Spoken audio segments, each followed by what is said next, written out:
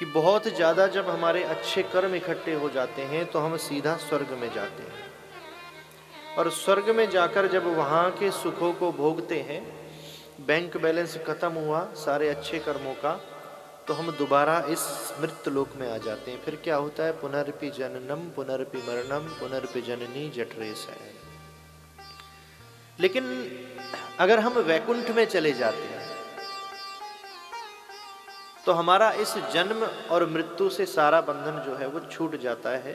ईश्वर अंश जीव अविनाशी, हम सब ईश्वर के अंश हैं और अपने निज धाम अपने निज ठाकुर के श्री चरणों में पहुंच जाते हैं। बार बार ये सजा नहीं पानी पड़ती जन्म और मृत्यु की, क्योंकि गर्भ में कितनी पीड़ा होती है आपको मैंने बताया कि कैंसर से भी 100 गुना ज्यादा पीड़ा गर्भ में होती है जीव को। तो मरने के बाद वैकुंठ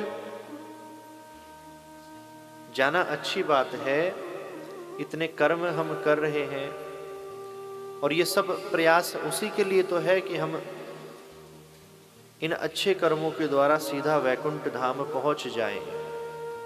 लेकिन इस बात की गारंटी क्या है कि मृत्यु के बाद हम वैकुंठ पहुंचेंगे या नहीं पहुंचेंगे? हमारे बीच में गुड़गांवा क्षेत्र से समस्त चौहान परिवार पधारा है कथा श्रवण करने के लिए। आपका बहुत बहुत अभिनंदन, बहुत बहुत स्वागत।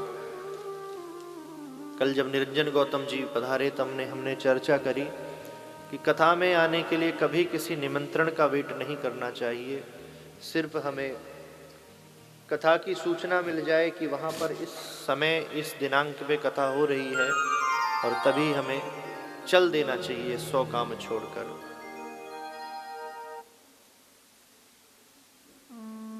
तो आपको कथा की सूचना मिली, कोई निमंत्रण नहीं मिला, कोई फोन नहीं गया, पर आप का ये सौभाग्य है कि श्री धाम वृंदावन में आप कथा श्रवण के लिए पधारे।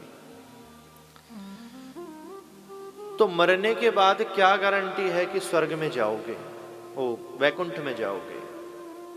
पहले जीते जी जाके देख लेते हैं। जब भगवान श्री राम वन में जाने लगे तो अपने जन्मभूमि की माटी साथ ले गए। आप सब तो प्रयाग से पधारे हैं, आपको ये कथा पता होगी, रामचरितमानस में भी वर्णन है। उसी प्रकार से भगवान हरि, जिनके 24 अवतारों की चर्चा कल हमने सुनी, जब वह वैकुंठ से धराधाम पर आने लगे तो अपने वैकुंठ का छोटा सा टुकड़ा लेकर संग आए और उस वैकुंठ के टुकड़े से 84 कोस का ब्रजमंडल बसा दिया।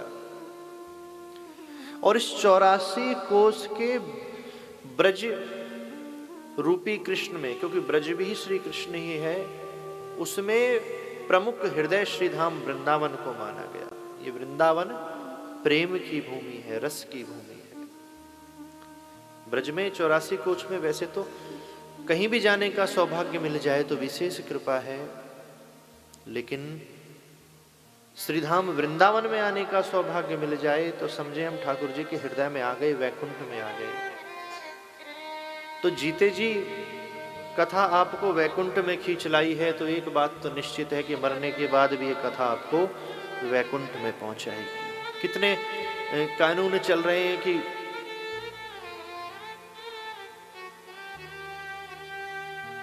जनसंख्या कंट्रोल करने के लिए, जितने कम बच्चे होंगे उतनी सुविधा ज्यादा मिलेगी। जितना प्रयास सरकार या कोई भी व्यक्ति इन कानूनों पे कर रहा है अच्छी बात है, उससे ज्यादा प्रयास अगर जीव कथा सुनने में करे तो जनसंख्या अपने आप कम हो जाएगी। क्यों बढ़ रही है जनसंख्या? स्वर्ग में नरक में सीधा जा रहे हैं, पुण्य क्षीण हो रहे हैं, पाप क्षीण हो रहे हैं, फिर यहाँ आ जा रहे हैं। पिछले जन्म में कुत्ता बिल्ली बंदर थे, अब मनुष्य बन गए, तो संख्या तो बढ़ेगी ना। लेकिन जब कथा पूरे आनंद के साथ श्रवण करेंगे तो जन्म मरण के बंधन से मुक्त हो जाएंगे, और यह भी जनसंख्या नियंत्रण करने में बड़ी कारगर है। क्योंकि हमारा निज धाम ये नहीं है जहां हम रह रहे हैं, निज धाम तो वैकुंठ है। लेकिन ये परम सौभाग्य है कि इस पृथ्वी के वैकुंठ में हम सब बैठे हैं, ठाकुर जी के चरण शरण में हम बैठे हैं, वृंदावन की रज में बैठे हैं। तो आपके भाग्य की सराहना किसी शब्द से नहीं करी जा सकती कि कितने सौभाग्यशाली आप सब भक्त हैं। वैसे आप परम सौभाग्यशाली हैं कि तीर्थराज प्रयाग में निवास करते हैं, पर उससे भी ज़्यादा परम सौभाग्यशाली हैं कि आपके संग तीर्थराज प्रयाग भी वृंदावन को नमन करने आ गए हैं।